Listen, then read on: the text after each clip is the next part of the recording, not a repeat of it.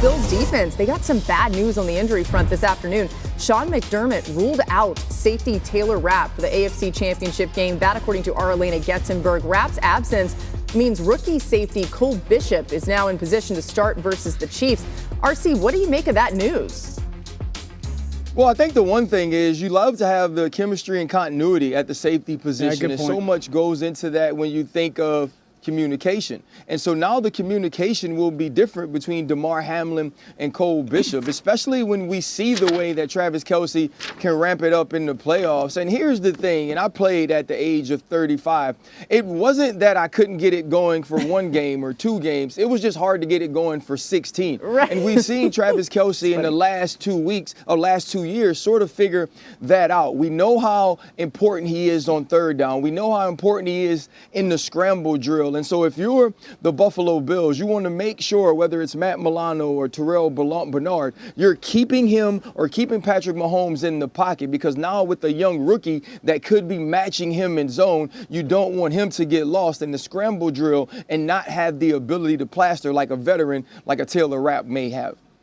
I would take shots at this Buffalo secondary, specifically their safeties. We saw it against Denver. We saw it last week. Couple moments when they got out of position, maybe had some bad eyes, and you're able to throw the ball down the field at this group.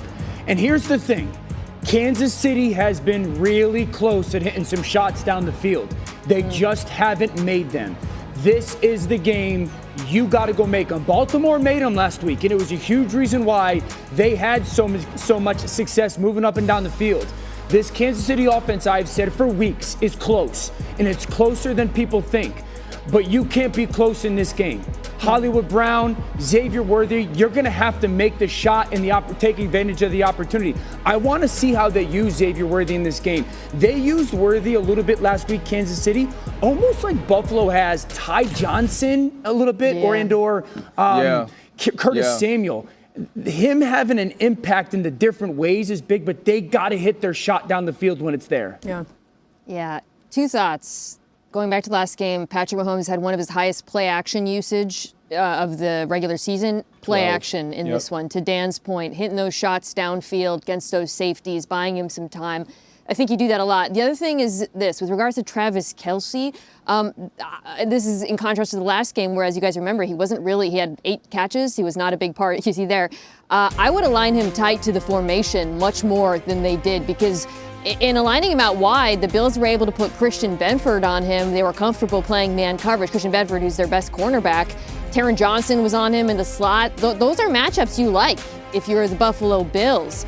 But if you can get him lined tight to the formation, or maybe in the slot out of bunches, working the middle of the field, going up against those linebackers and safeties, you feel a lot better about that if you're the Kansas City Chiefs. So I would not split him out wide very often. Yeah, one note, Benford was listed as questionable on the injury report today and didn't practice. That's RC, huge. That's a big deal. It is, right. Yeah, we'll keep an eye on that for sure. Now, RC, when it comes to defending Travis Kelce, I say it that way because nobody really figures out how to do it in the playoffs. But what is the recipe here for the Bills to try to do it with the personnel they have?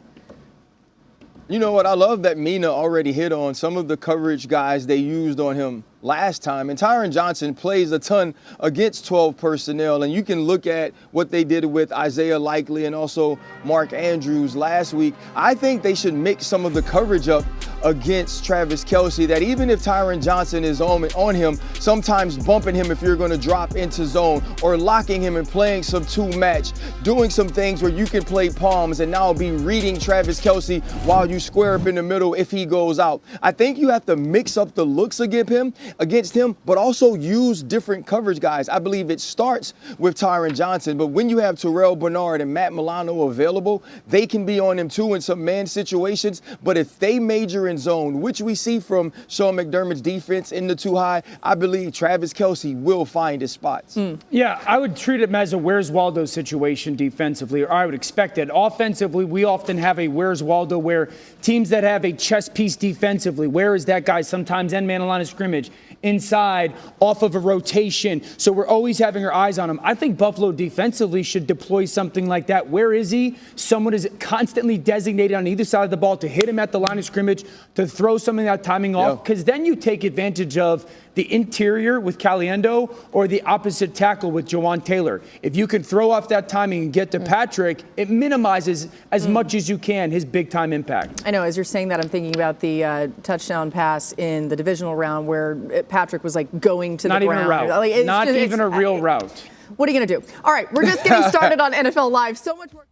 How's it going, everybody? Villa Sports Network here. Just want to thank you guys for your support on the channel. Thank you guys for watching the video. Hope you all enjoyed it. I also want to kind of remind you to don't forget to leave a like on the video, subscribe to the channel, and leave a comment on the video if you like as well. But regardless of the fact, thank you again for your support, and hope to see you on the next video.